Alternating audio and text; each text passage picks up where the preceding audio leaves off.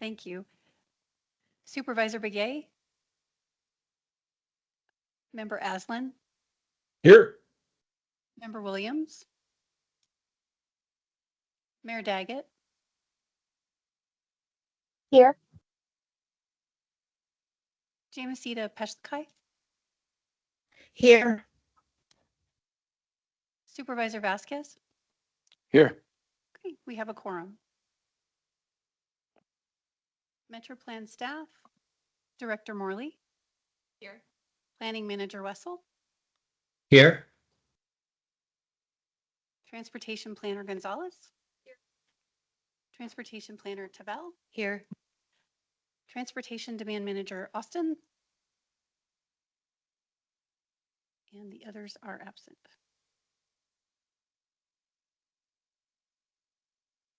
Great, thank you. 1 second. We are going down to public comment. At this time, any member of the public may address the board on any subject within their jurisdiction that is not scheduled before the board on that day. Due to open meeting laws, the board cannot discuss or act on items presented during this portion of the agenda. To address the board on an item that is on the agenda, please wait for the chair to call for public comment at the time the item is heard. Do we have any public comment? No, I don't see any in the chat. Okay, thank you. Going down to item 4, approval of minutes, the executive board regular meeting minutes of May 1st, 2025.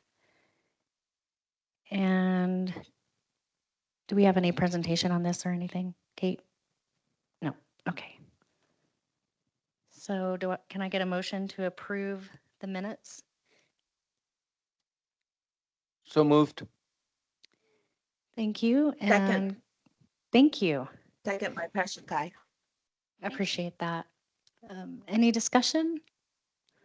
All those in favor say aye. Aye. Aye. Aye. Any opposed? Okay, that carries. Thank you. We're going down to the consent agenda.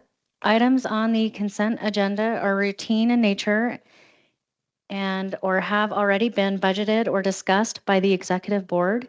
These items are enacted by a single motion.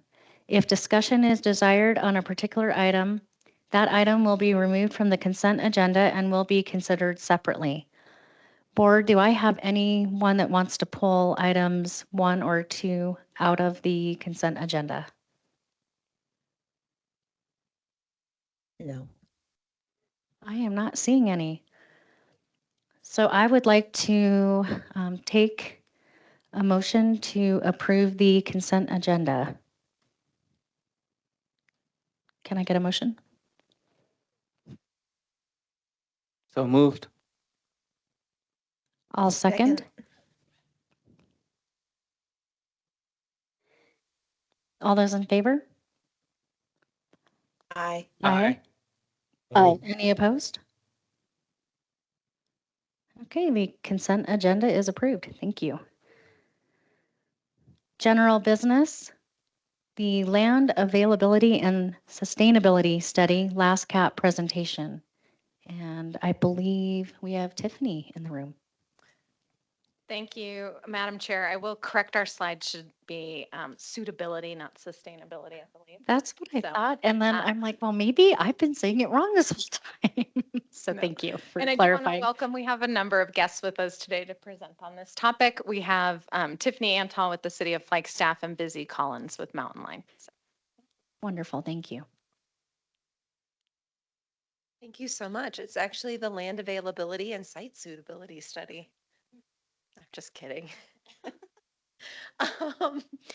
And here it says suitability. There we go. All right. So hi all, Tiffany Antal. I'm sure none of you have heard this presentation or any part of this in all of the many roles that you serve. So I will try to be quick today.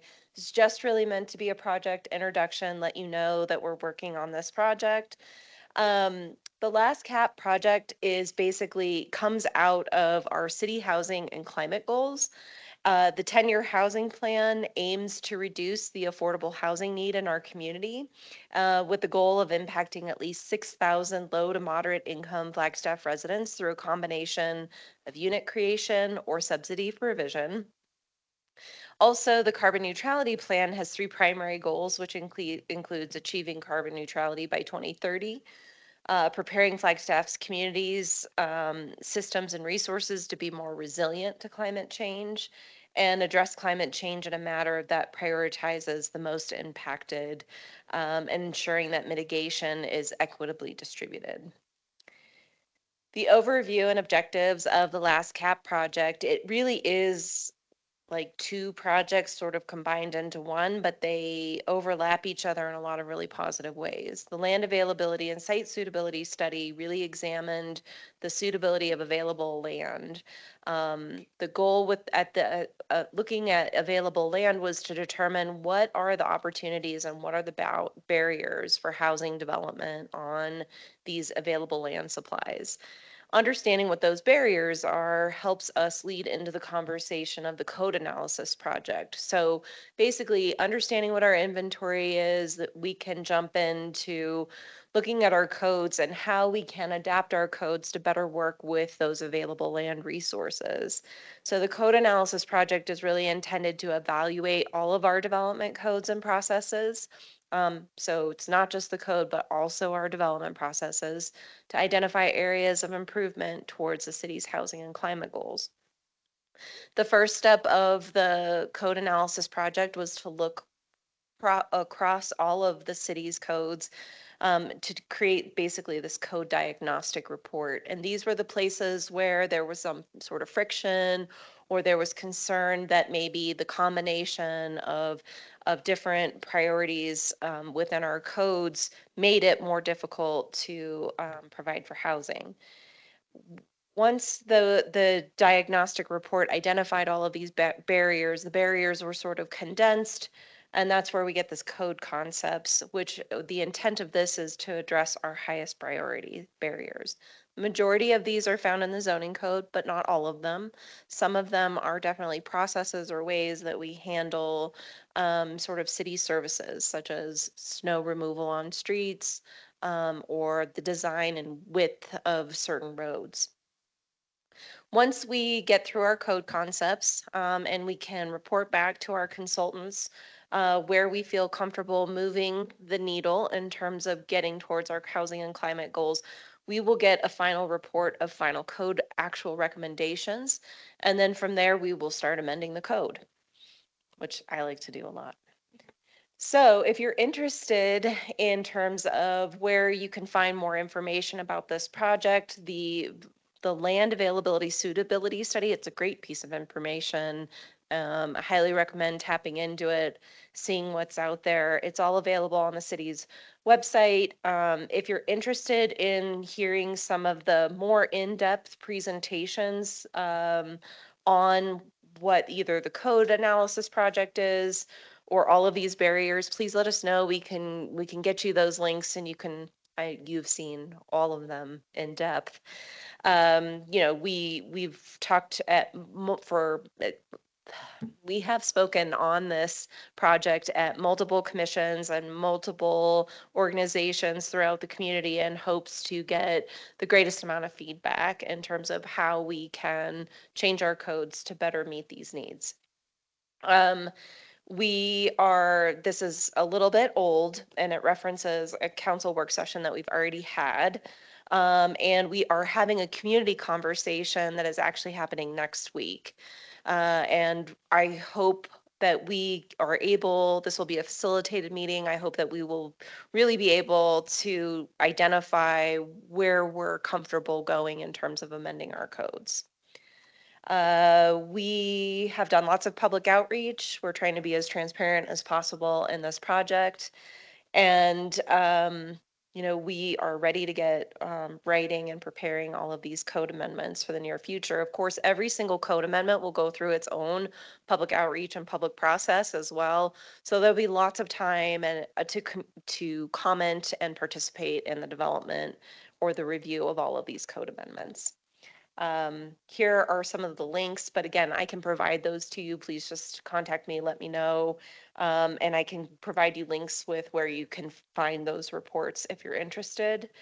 And here is that team. I neglected to mention that we are a broad-based team. We are both planning, housing, and sustainability as the core within the city. We have also partnered with Mountain Line, and that's the perfect segue to hand it over to Busy. Tiffany, Geronimo did have a quick question, and I'm sorry if you don't mind. Yeah, I was just going to say, could you please, Kate, get it to all the members, a copy of this presentation and the resource list, please? Thank you. Thank you. Thank you. Busy Collins, Strategic Performance Planner with Mountain Line. And first, Mountain Line would like to say how grateful we are to be included in this project with the city. Today, I'm going to focus on the transit recommendations, but at the community conversation on June 13th, you'll see that all of these are really woven together seamlessly with other transportation improvements. So really, it's very oblique today, but very obvious. But later, it's just so seamless with the city's process. So first, I just want to call it out and just really thank the city partners on that item. So the code diagnostic report identified that transit is essential. Transit improvements are essential to achieve city housing and sustainability goals. This assessment really identifies how to use transit as a tool to reach those goals. I have the full report and I'd be happy to send that to you after this. But I did not send that along ahead of time. It's very long. But there's three main topics of improvements identified in the transit assessment. I'll go through each of them. So I just have 3 slides here. I'll let you read the recommendations, but I want to provide a little bit of background on why these are important to Mountain Line. So Mountain Line's priority is frequent service along the main corridors. And as most transit trips begin and end on foot or bike, we rely on pedestrian and bicycle connectivity to enable access to bus stops on those main corridors. Therefore, some of the recommendations identified here, to summarize, don't make people walk through long parking lots, really put the buildings closer to the streets, avoid cul-de-sacs, circuitous neighborhood road networks that increase the distance to access transit. Have corridor-based density where transit operates today, making transit the easy choice for Flagstaff citizens. And that also helps to contribute to affordability, reducing that housing plus transportation costs for Flagstaff. And then the sooner that transit can be included in the conversation, the more impact that we can have on housing and sustainability goals. And then integrating transit with code means more predictability for developers on transit expectations and costs. We really don't want to be at the dais at the last moment with developers trying to negotiate. We really want everything to be upfront, transparent, and go through that process hand in hand with our development community. This is the second topic. So again, really just trying to get it right from the start. So transit's the easy choice for Flagstaff citizens. The TIA, Transportation Impact Analysis. So really just looking at that current analysis that identifies impacts of developments and transportation needs that would support that development, including transit in that analysis would help likely decrease the cost for developers because transit increases road capacity. So really it's not included in the city's TIA process currently, so we're really looking to include that and have outcomes be beneficial to transit, to bikers, to pedestrians, and to the development community. Also incentivizing past programs with HOAs, employers, et cetera, through the development process puts free bus passes in people's hands. I think a lot of people here get a free bus pass through our employer. And again, it just makes riding transit the easy choice. And then Mountain Line is open to partnerships for private funding of transit operations, and Mountain Express is a great example of that. For services that aren't identified on our 5-year plan, Mountain Line is always a partner and interested in service where others would like. And then the last topic is electric mobility. Mountain Line just finalized their zero emission bus transition plan. We are going electric. We will have on-route charging, so we want that permitting process to be more straightforward. And that's all I have. Thank you. Thank you. Do we have any questions or comments?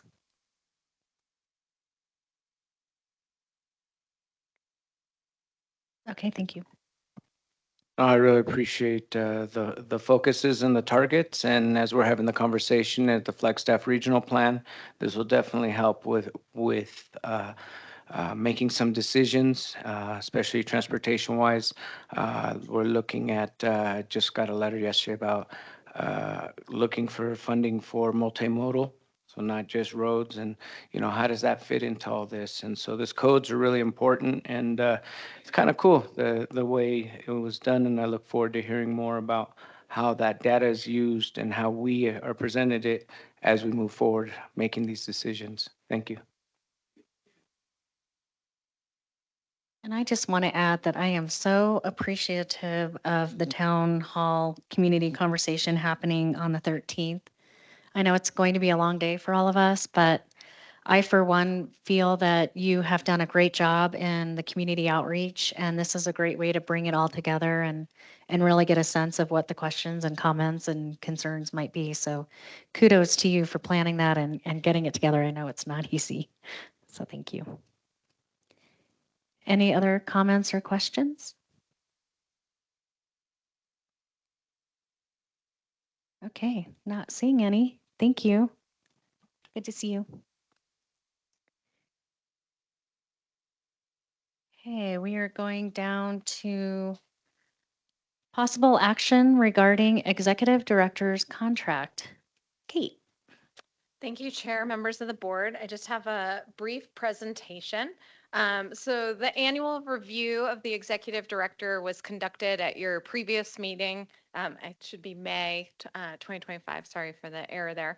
At that time, the board directed the chair and the vice chair to negotiate the contract with myself, the executive director. A second amendment was drafted by the attorney who is present with us online if you need his assistance for anything. And I have agreed to the draft changes. So with that, on behalf of the chair, the recommendation is to approve the second amendment to the contract. Thank you. And any questions or comments on the contract? You have anything? The amendment was 40 hours of vacation time added and And the 3% And the 3%. longevity raise is the same that other Mountain Line employees get. and it was myself and member Begay that met with the attorney and kind of batted back and forth. I support amendment. Thank you. Thank you. Do I have a second on the support? I I see member second. Pesh, yeah. Oh, Aye. thank you. Sorry, I did not see you. Did you have a comment? Oh, you're seconding. Yeah, I'm seconding. Great, thank you. You were kind of going in and out on the audio. Thank you. And I just want to do some praise for the hard work that Kate's doing in the organization. This was not a difficult review. You have done a fantastic job, and hopefully you feel valued by all of us. And I just really appreciate your work. I do, thank you. Okay. So I have a first and a second.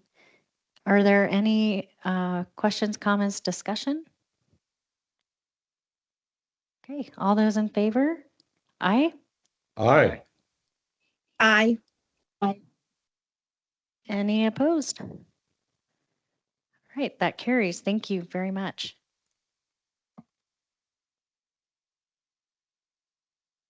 Okay, moving down to consider adoption of the fiscal year 2026 MetroPlan budget. Kate, you again. Yes, thank you, Chair, members of the board. This is our last meeting before the end of the fiscal year, so an important item for us to be able to move forward.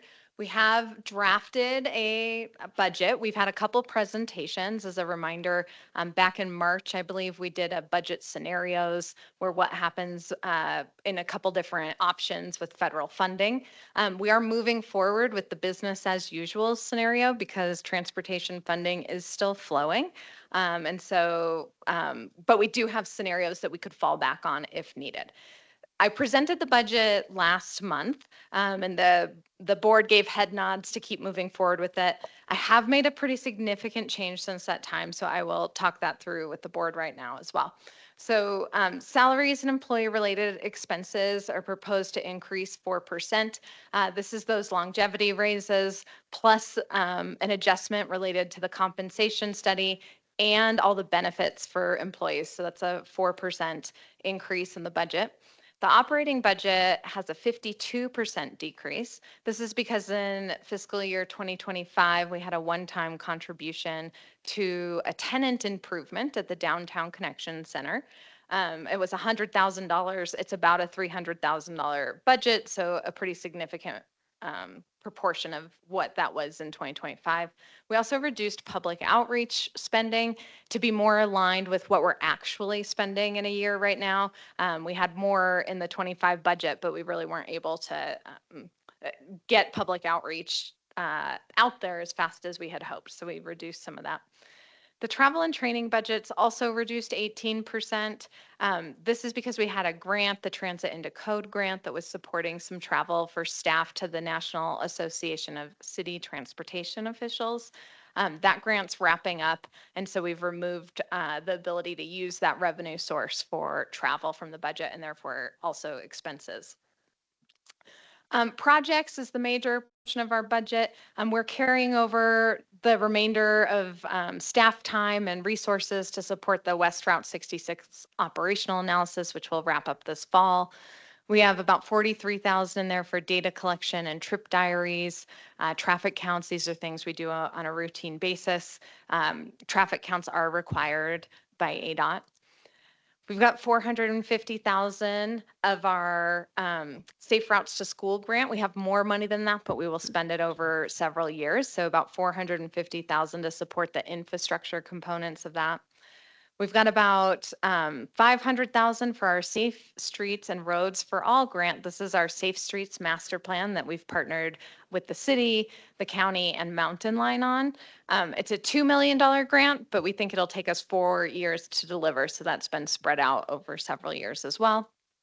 And then we've got about $285,000 in already awarded transit planning funds. Those are 5305E funds that will continue to deliver those projects this year. I will say, as far as grants go, the budget does not assume any new competitive grants in its 5-year plan or forecast. We add those in as we receive them, but we don't budget based on them if we have not received them. Yes, Supervisor. Of those funding sources, how many of those are federal and how many of those either have the possibility of not coming in or getting clawed back? Yeah, that's a good question. So of all the ones I named already, they're all federal. Largely our budget is federal, but money is still flowing. That's a great segue to what I've changed in the budget, which is the grant program that I think might be the most highly targeted program for non-continuation, which is CRP, or the Carbon Reduction Program. And I suggest that on name alone, that maybe that's not something funded into future years. So what our 5-year plan had done is taken that carbon reduction program, which is actually formula funds, and spread it out over many years to support our multimodal data collection and planning activities, many of which are required. However, and ADOT allows us to do a process where we can loan that money forward to future years. However, I asked ADOT the question, if I loan this money forward to future years and the program goes away or is not funded, will I get that money back? And the answer was no, we would not get that money back. So I've adjusted the budget so that instead of loaning that money to future years, I'm obligating it all right now. And we're looking for opportunities that we're already doing anyways, ways to spend that money that are eligible. However, this is to reduce the loss of that money, trying to get it obligated so that we have access to it rather than risk it to the future.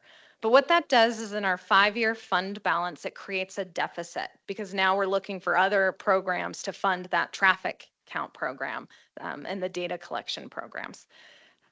I'm not, even though this is a $50,000 deficit over 5 years, and I'll show you that in a moment, I'm not really concerned about it at this moment. First, we're not going to spend those carbon reduction program monies until we figure out that plan.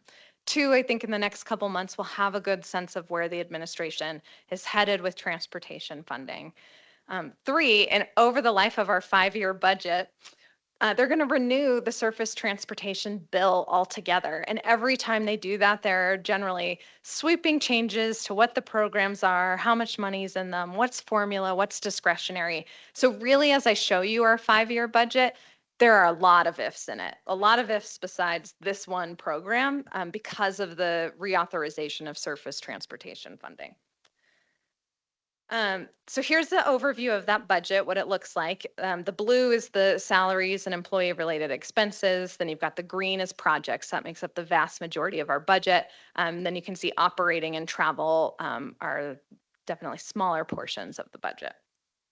As far as that 5-year plan and horizon, we do look out 5 years. And if you look at the circled area in FY 2031, that's where you see some of those things in parentheses, which means that they're negatives. So you see that we have less revenue than expenses by $100,000. Our surplus, which is how much money we have to carry over beyond zero, is negative 53,000, which is that key piece. And we are starting to tap into our local funds, which we really try not to do because we only have member dues in the amount of $30,000 a year. So not a lot there. So there's a number of things we can do. As I said, one, surface transportation is supposed to happen in September 2026, which could change all of our revenue assumptions within this.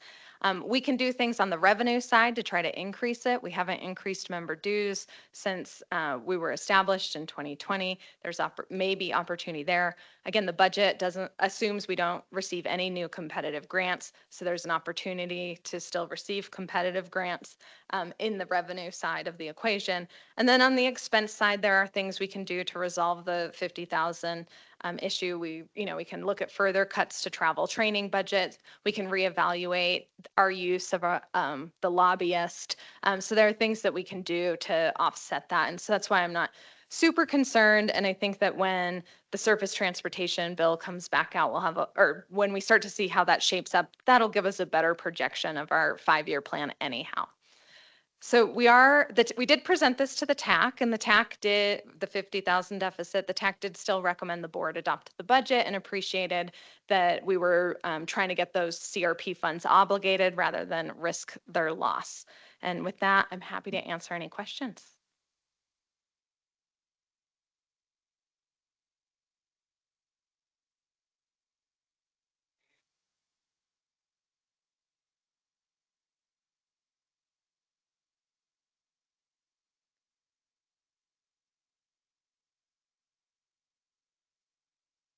Well, yeah, we'll be spending more money than our revenue is. We have a little bit of fund balance there that we could start drawing from. So we don't really have a deficit until 2032, but we don't really want to be relying on taking that limited local revenue that we have and using it for operational costs or staffing. We would want to really reduce expenses or find other revenue sources before we did that.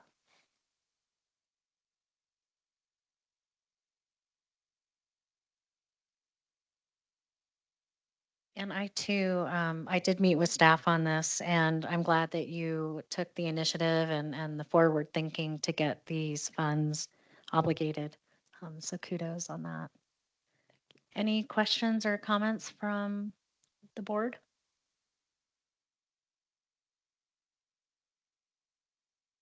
Okay. Would someone like to make a motion to approve or adopt the FY 2026 budget as drafted?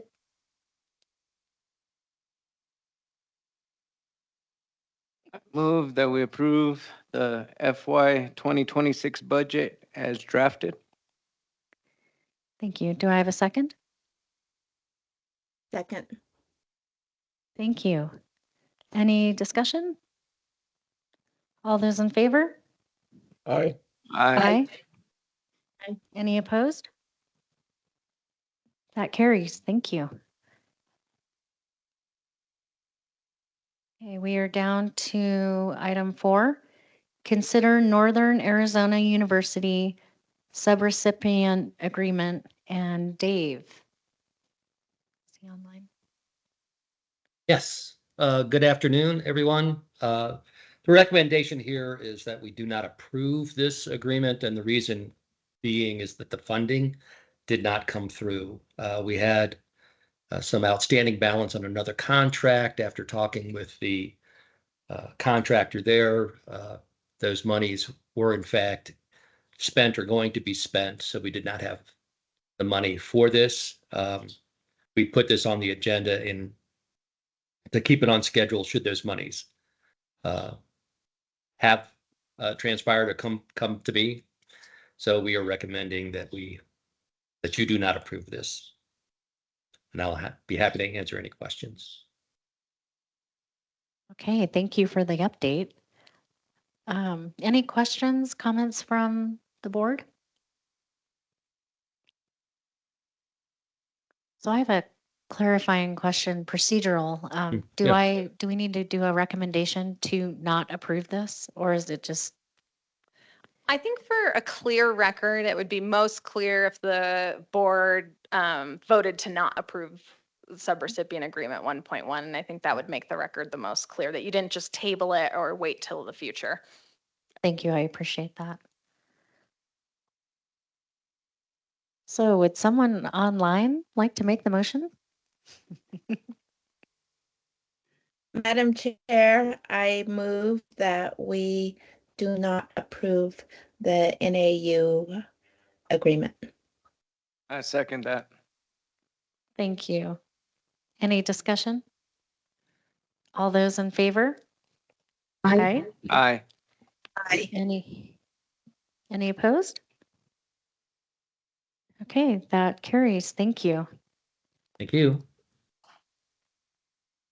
Going down to item 5, FY 2026 Greater Arizona Funding Initiatives, Rural Transportation Advocacy Council, also known as RTAC, Bill Regional Projects Discussion, and you're up.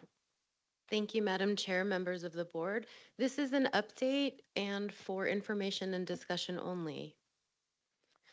The RTAC, the Rural Transportation Advocacy Council, represents 11 councils of government and metropolitan planning organizations. This year, there is a new member, Bullhead City. And why that is important is because the RTAC bill pursues state appropriations for transportation projects in the whole universe of rural COGs and MPOs. So the addition of Bullhead City, while that's great for them, dilutes the funding a little bit as the bill splits out the funding by population. This year for FY26, the entire bill is $480 million, and the MetroPlan region has been assigned $26 million. There's a bit of a $272,000 difference with the addition of the new MPO. The RTAC bill is a legislative and educational tool. There's power in numbers to demonstrate to our state government that we do need transportation projects funded. Each partner that selects their projects must advocate for their project through different avenues, going to the state capitol, engaging with our state board, having conversations, making public comment, and it is a long game. The aspects that make a suitable project that's recommendable, shovel readiness, and legislators do like to see projects funded on the statewide system that have a regional benefit. The fiscal year 2026 call for projects will be presented in a couple of arenas. Most importantly is the Arizona Transportation Policy Summit, which will happen in October of 2025. We had this conversation with our TAC in late April or May. I'm sorry, I'm like getting my months confused. At the end of May, we discussed this with our TAC and they decided that they wanted to have a special meeting in July to further discuss project nominations for MetroPlan board approval in September after summer recess. The discussion went as follows. We, as MetroPlan, were looking at the previous elements like the statewide, the shovel readiness, the citation and plans, our like internal way that we nominated projects in the P2P system, which is different. So these are interrelated. We're all trying to get projects funded. This is through the RTAC bill, but at the February advance, we led an activity where we chose projects for the planning to programming 5-year construction project for ADOT. And so we were really looking at this and we thought we would suggest nominating US 180 corridor improvement projects and West Route 66 for a bunch of reasons. They're both ADOT owned roadways. They are both multi-agency projects. They have some level of partnership. Both projects are located on the high injury network and are a safety solution to the high injury network. The US 180 project was selected as the top project for the P2P at the strategic advance, and both projects meet MetroPlan's adopted strategic goals and objectives to maximize funds and deliver plans that meet partner and community needs. The other alternative that we discussed with the TAC is to split the $26 million that our region has been allocated in other ways. So we keep 180 for 8 million and we use the remaining 18 million in other ways per partner. In the discussion, the TAC members brought up the county project of US 89 and Burris, the signal or the roundabout, and the Lone Tree Overpass and Corridor project. The fiscal year 2025 RTAC bill nominations, these two projects were on there, and our state legislature is still discussing what's going on with the budget, so we don't actually know the status of the fiscal year 2025 RTAC bill. This is a small snapshot of the US 89 and Burris roundabout, the map and the intersection and the ask. And Lone Tree is a very large project. It's a big old project, and project costs have risen, and local contribution has risen. And here's a little bit of information about the Lone Tree project. I know you're not a stranger to it. Here is some visuals.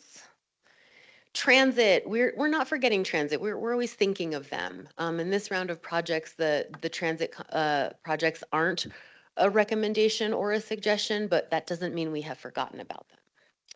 So we have a state lobbyist, and what is the state of the current funding situation? And so she says outlook does not look good for this year or next year for various reasons. As Kate mentioned in her budget conversation, there's a lot of ifs and there's a lot of unknowns, and there's some merit to staying steady through the unknown. And that's what we're trying to do here.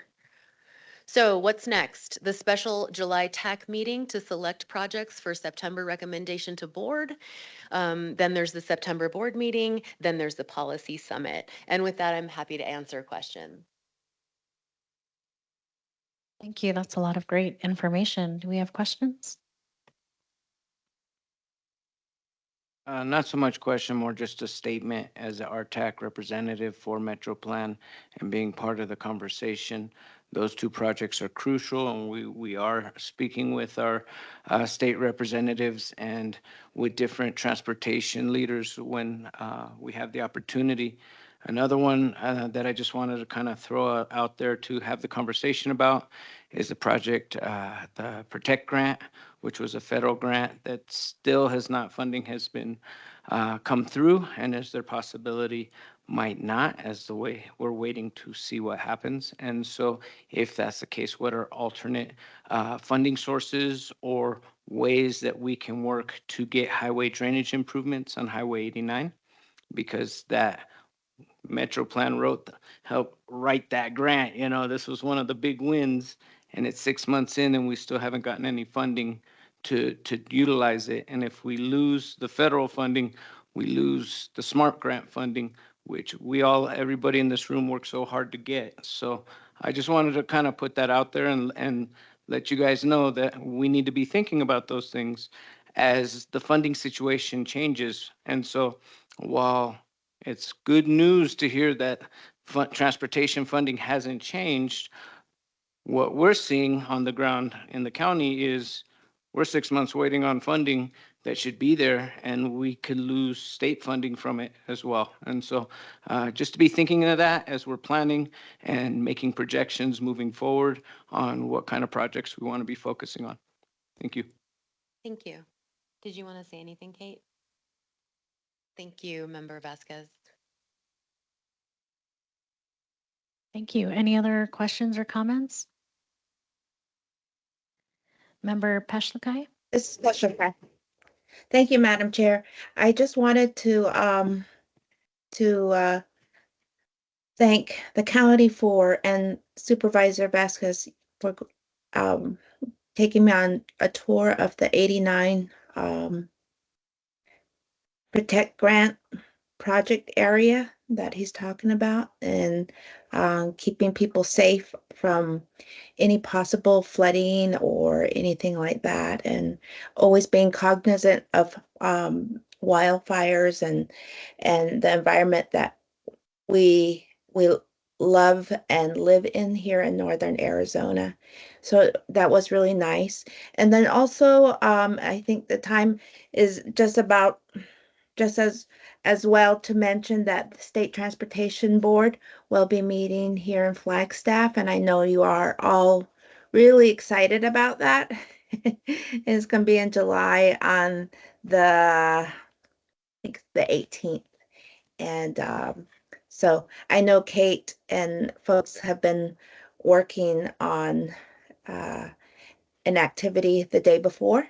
And so I just wanted to mention that, and thank you for the great presentations that have been moving forward. And I appreciate all the work everybody does. And good job. That's it. Thank you, Madam Chair.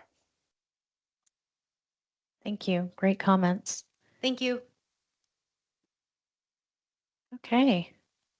Going down to the 2024 Flagstaff Trip Diary Survey final report.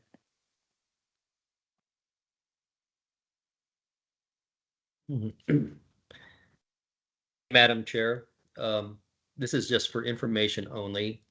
The trip diary is something that we do every 6 years. It's an important study that we do to assess the nature of travel in our community. It consists really of two parts.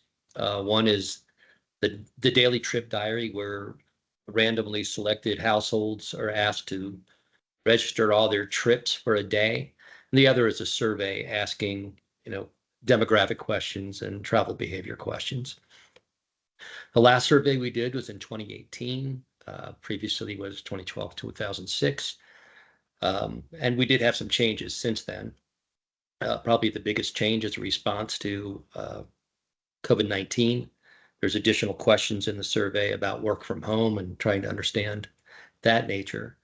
We also shifted to an online data collection where past surveys have been conducted with paper documents that were then submitted and entered. Everything was handled online this time. And that had some implications we'll talk about here shortly. There was also new questions about exercise and recreation pertaining to pedestrian and walking trips, and combined with the online data, that has implications we'll talk about briefly. And then there were a lot more reminders sent out to people about their upcoming survey date, and to please ask questions if they had any, and to complete their form. Next slide, please. So West Group Research conducted the survey for us between September and November. About 9,300 households were invited to participate by a couple of means. The first was 5,000 sent out randomly, and then to start boosting the numbers, we did what's called a convenience sample, which was sent to the city's community forum group. All told, we had 750 households sign up, 430 of whom completed their trip diary survey. That's a pretty good, that's a lower response of 5%, but we had a much greater number of participants, and consequently, that margin of error is about the same to what we've had in the past. So it's a pretty good response. Next slide, please. As far as the validity of the sampling, we use this and weighting. You never get exactly representation of the community. And so we weight that to match what we know from the census data, which is a full population survey. So very similar method to 2018, oversampling of NAU and Hispanic populations because they don't participate at such a high rate. And then, as I mentioned, this convenience sample, we did assess the demographics on those, and they compared favorably both to the random sample, to the demographics. And one of the questions we're always suspicious of, I wouldn't be sure, is, is there a segment of the population, bicyclists tend to be very enthusiastic participants in a lot of these things. And we actually, when we looked at that, found that the mode of travel that our convenient sample versus our random sample compared favorably. Was good weather this year during that fall survey, so we can compare that to past surveys with good weather as well. Next slide, please. So here's some major findings. There's a couple charts here for your review. Mode share, you see this, kind of large drop in single occupancy vehicle, and that balances with a large increase in foot traffic down at the bottom of the page, if you're looking on the left. And this is where those two changes come to play. Hard to pinpoint this exactly, but by asking people to record their exercise and recreation trips, we would see a lot more walking, which we did. And the fact that they could now enter this on their mobile phone, they're much more likely to remember and capture those trips. So on a percentage basis, we're seeing this fairly significant shift. Then you compare that to the mode share by miles. Of course, walking trips are not as long, and you can see we don't have as big a shift in that component. Next slide, please. Some other trends. We have always seen that the Corps of Flagstaff, which is, you can see in the kind of the bottom right, more or less from the hospital down to I-40 and from Woodlands Village over to Lone Tree, always has a much higher mode share for walking and biking. You can really see that pronounced on the far right, where 40% of trips in the Corps of Flagstaff were walking trips. And of course, as we go out to the rural parts of the region within the county, we see that share of walking drop quite a bit. You can see that 46% of walking in the core compared to 9% in the rest of the MPO, but still an important increase, and again, likely due to those recreational walking and biking trips that take place out there. Next slide, please. Commuting, this is a good trend. You can see in that top left from 2012 to 18 to 24, a pretty steady decline in commute trips by single occupancy vehicle, and modest increases in each of the other modes for commute trips. So we're heading in the right direction there. It's kind of an indication of a relatively small sample and how things can bounce around in a small sample. Our estimated trip length for commutes are kind of up and down over the course of our surveys. It looks like it's up if you compare this year compared to 2018, but to past years, it's actually down. In essence, as we look at these trends, they're holding pretty steady. And as you look at the trip time in minutes, holding fairly steady. I think notably, though, you do see a steady trend in the average mile per hour dropping. Some of that is going to be related to your change in mode. Next slide, please. As I mentioned at the beginning, we introduced some questions about work from home, and you can see a pretty important distinction, or I shouldn't say increase, but almost 13% in the survey on the day they traveled worked from home. Pretty important numbers in that bottom right in terms of days per week that they work. Less than 5 is a not insignificant percentage of the people working. And so this is something that we need to consider in our trip planning and accommodating people's travel. And then you can see on the left, about 19% for people who most frequently use travel mode to work. That working from home is an important part of our commute, quote unquote, pattern. Next slide. And similarly, if you're not out commuting to work and then picking up groceries on the way home or other sundries, you may have them delivered. And again, looking at the top right chart, percent of respondents for whom a delivery replaced a trip, you can see it just hovered at 3% for the 3 previous surveys and jumped to 19% in 2024. So correlated to that, how many received a delivery, up from 8% to 25%. So significant changes in delivery. And if you think about all those boxes on the UPS or FedEx truck, that represents in a lot of ways what we call trip chaining. Where if we ran several errands on our way back from work or to work, they're kind of doing all of that for us in those delivery trucks. So definitely seeing a shift in trip behaviors. Next slide. As we kind of come to a close here, this is something to keep an eye on.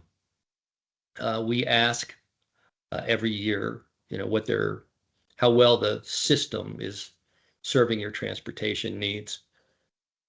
And you can see a slight dip in those who said it treats them very well, from 32 to 25. Not terribly dramatic.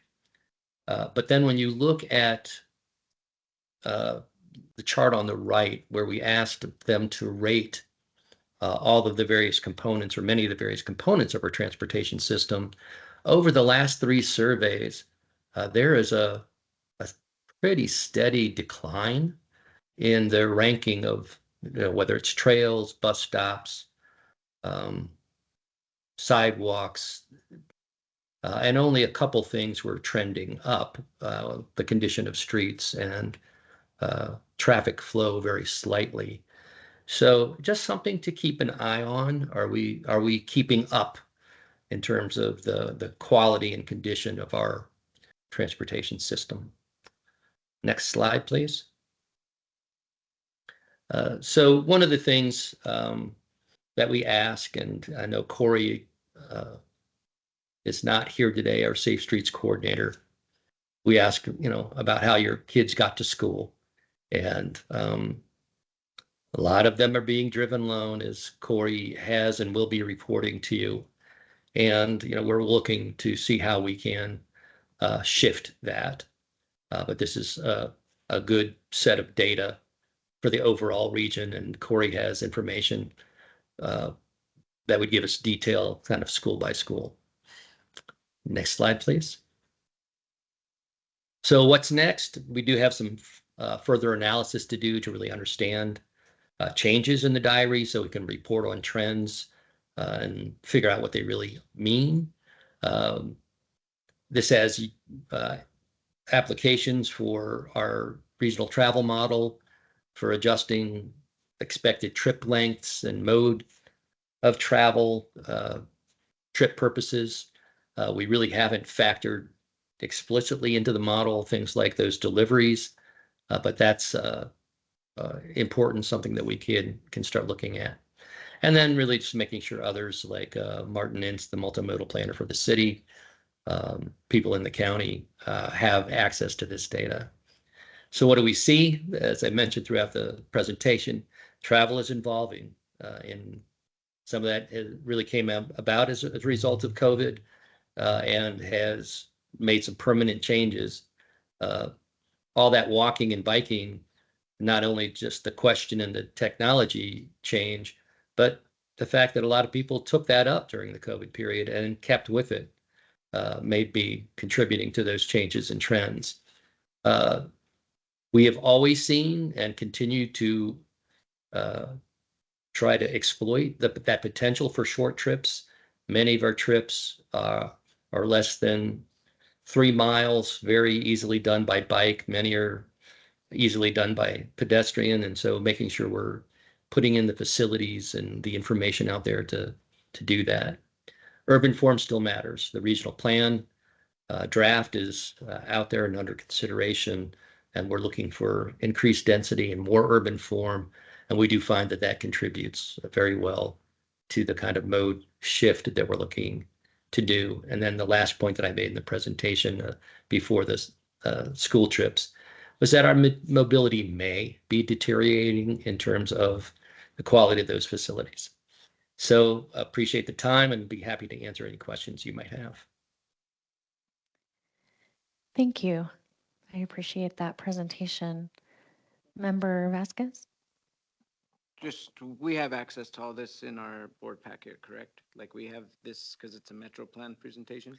I'll send out the whole presentation. You don't already have that link, but it is on the website, but I will Okay, send because it to you. the graphs look great, but from here they're too small. I can't read it. And so I'd love to My have some of that apologies. data to utilize, but I can barely read this any smaller font than that, especially when it's numbers. It's a blur to me. And so if I could have access to that, that would be helpful. Thank you. Thank you. And I'll just comment real quick. I met with the city staff and they did say that this is very useful information when using the TIA. And I am appreciative as well as to having this, you know, it's important that we have this information when we look at projects. So thank you for your work on it. Very welcome. Questions, comments from anyone online? I am not seeing any, so thank you very much. Thank you. Item 7, transportation demand management update. Kim. Thank you, Chair and Board. I just wanted to provide an update on everything that I've been doing lately. Okay. Safer People campaign. I wanted to provide a progress report. I know that I provide all the fun videos and stuff, but there are some metrics that are involved. And Mountain Mojo, who is the marketing firm that we partnered with on this campaign, and a quick background. This campaign, the funds are coming from the Carbon Reduction Program funding source. So that is where this funding is coming from. And Mountain Mojo Group set 4 goals, and they're up on the screen. The first goal is about Facebook and Instagram, and they are on track to reach their goal at present. They're about 79% at their goal. And for Instagram, which is easier, it's quick and fast. As far as I'm understanding, I'm still a newbie. And 45% of their goal has been reached for Facebook, which is a little bit more difficult. It's more interactive. Goal 2 is about more interactions, and you can see about the interactions are both increased. Goal 3 are about our interaction, our unique visitors on our website, and that means new visitors on our website. And so those are definitely up. And then Goal 4 is about our email subscribers and our newsletters that have been out there. And so those are also up by 66%. The goal has been almost reached by that. So we're getting there. The campaign, we're about halfway through. You'll start seeing some ads on the Mountain Line bus, Route 10, coming up. And we just completed some more film footage. So yay, more's coming. All right. Next up, the Safe Routes to School survey is still live, and we're trying to collect some data to find out exactly how parents are, how kids are getting to school, and we want to hear from parents exactly. And so that is live, and there's no ending date right now. So we just want to find out from parents how that's going, and we may boost that a little bit as we get closer to school starting. Bike education. During bike month, bike week, whatever Flagstaff Biking decides on that, we always try and have an education component. And in the past, it's been the Savvy Cyclist or a smart cycling class. And it hasn't been well attended in the past. So this year, we took a new approach and we promoted the League of American Bicyclists Bike Friendly Driver course. And it's a course that is geared toward drivers and where drivers should expect bicyclists to be. But it's a course that is for everyone, and it's sharing the road with everyone. And it's good for both bicyclists and drivers.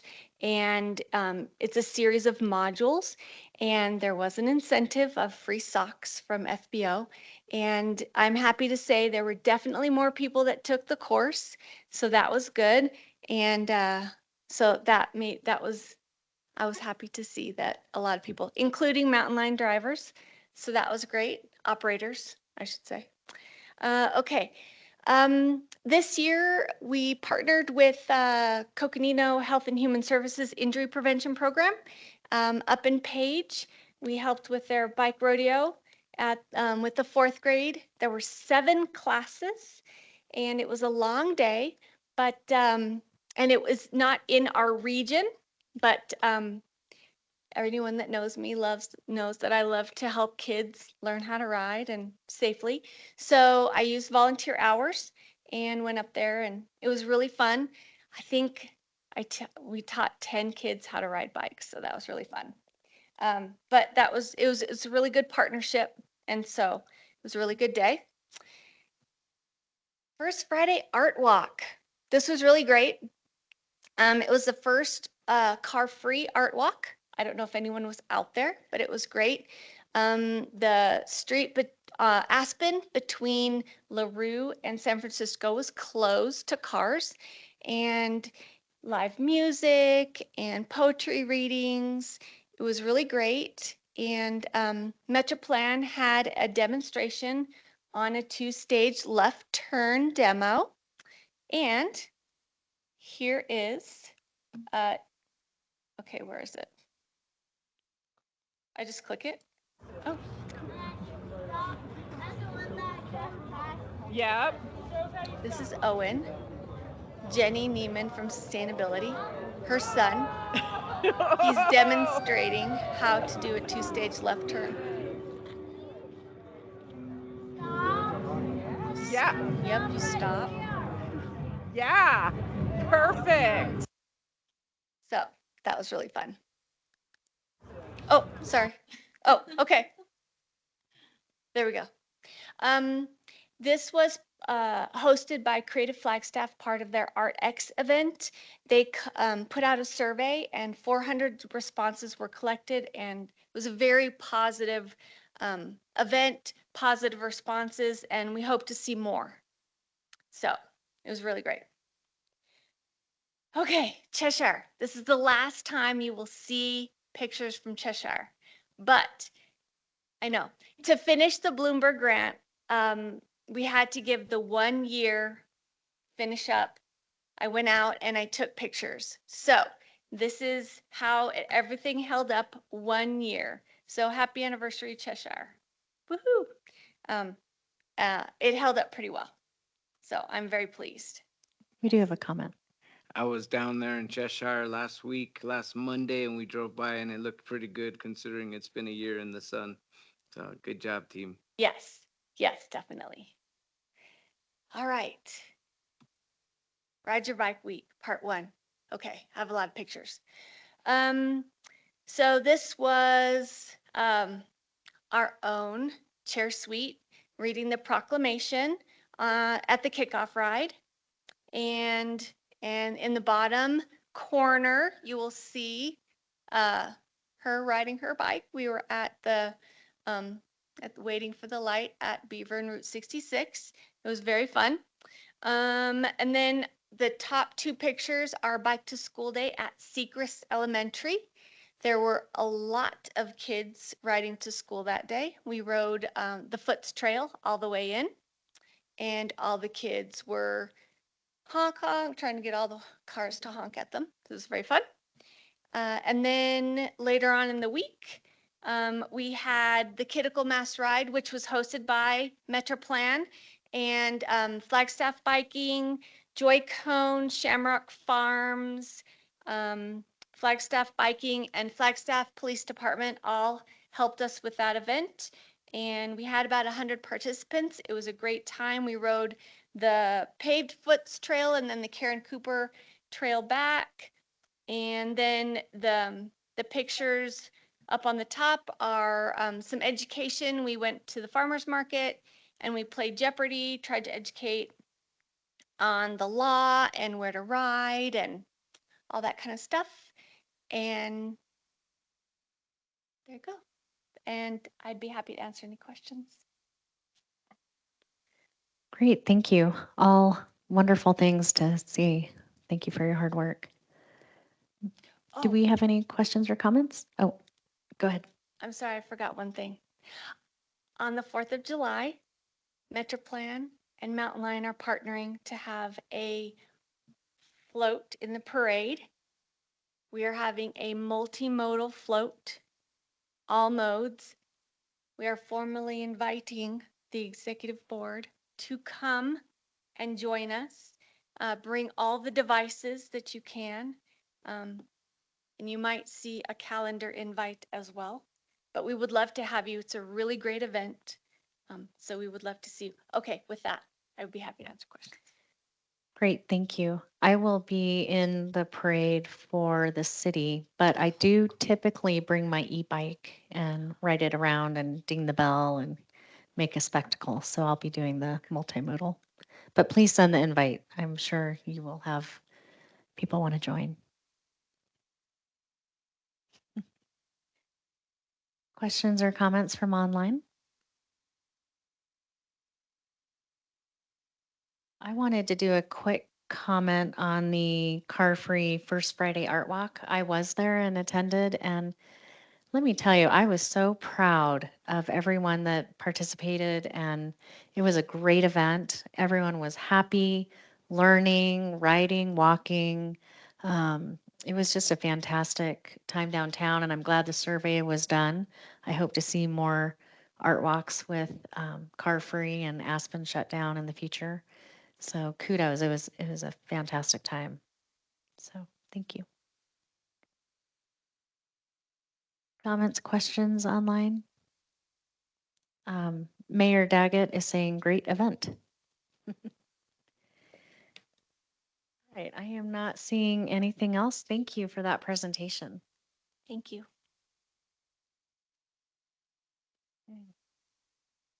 Moving on down to MetroPlan happenings. Kate. Thank you so much, Chair and members of the board. I'm going to start with a lot of transition at MetroPlan. So Sandra Tavel, this will be her last meeting with you. She's leaving us June 16th. She's been an integral member of this team for nearly 2.5 years or just over 2.5 years, right exactly around that mark.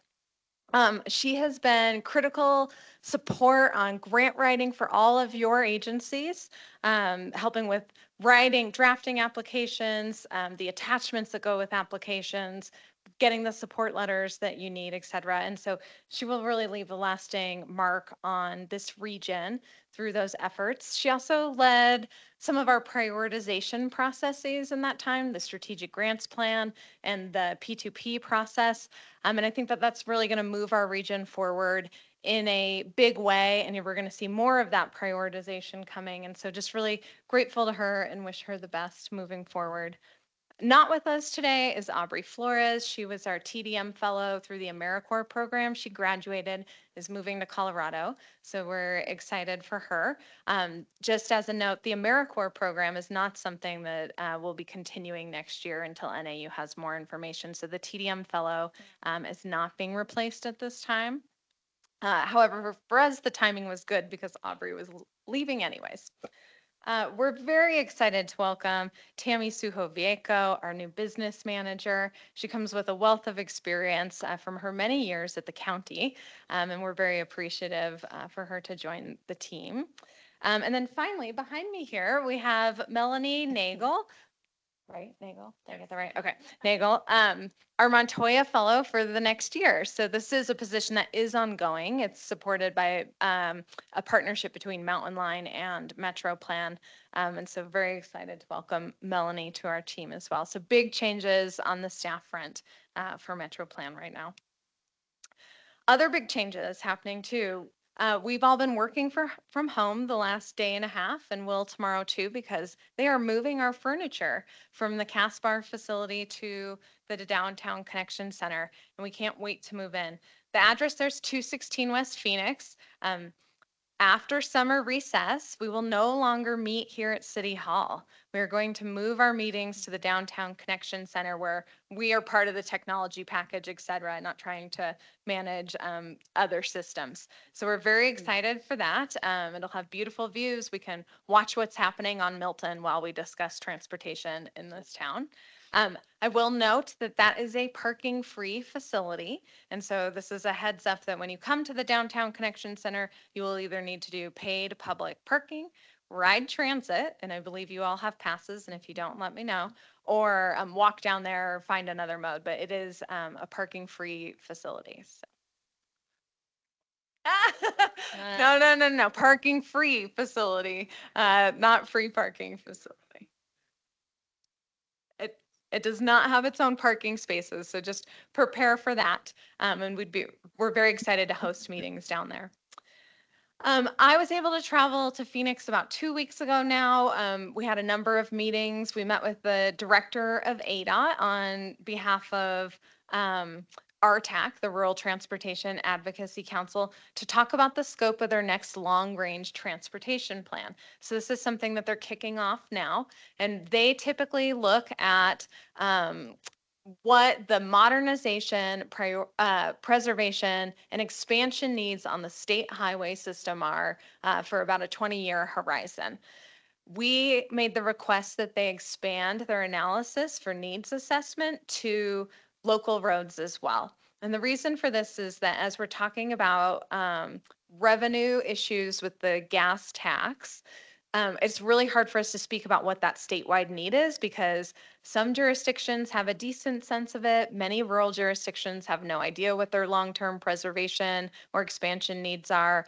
And so the idea is if we have really good data, that will help us tell the story about need at the state legislature. And the director was very receptive to that.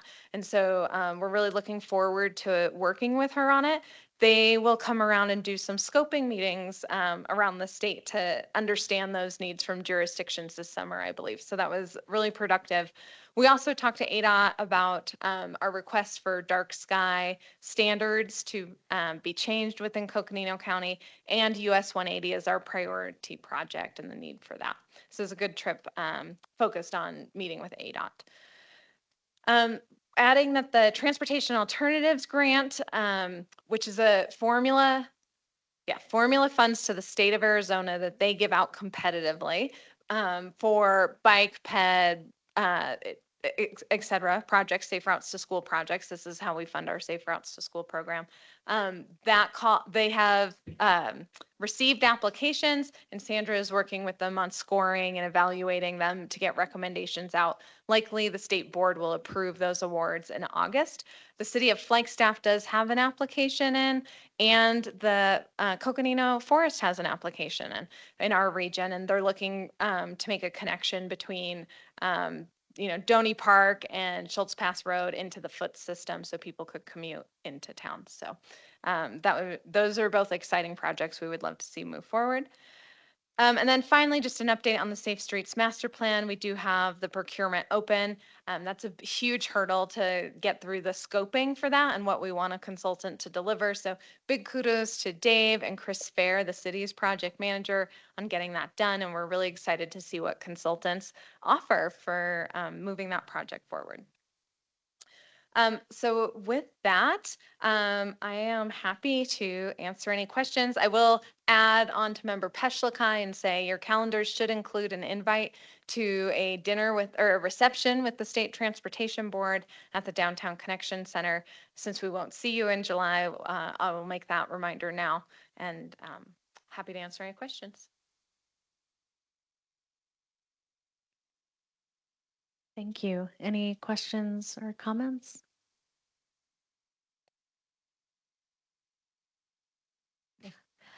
I just want to thank and say goodbye to those that are leaving the organization. And you have worked so hard and you give great presentations. And I just really thank you. And I wish you much success in your next journey, and welcome those that are new to MetroPlan. And great to see you and look forward to working with you more.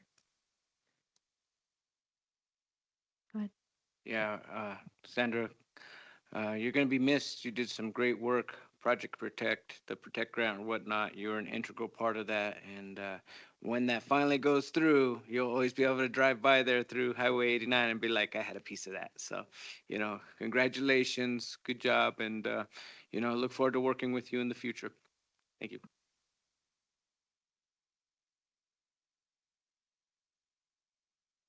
Okay, I am not seeing any other questions or comments. Thank you, Kate. So going down to items from the board. Board members may make general announcements, raise items of concern, or report on current topics of interest to the board. Items are not on the agenda, so discussion is limited and action not allowed.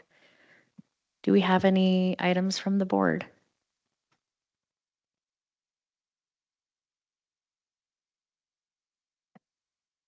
I'm not seeing any. Okay, so our next scheduled executive board meeting is September 4th. And I hope that everyone enjoys their summer time. And I will see you in July for sure, Kate. And looking forward to that. And with that, our meeting is adjourned. Thank you.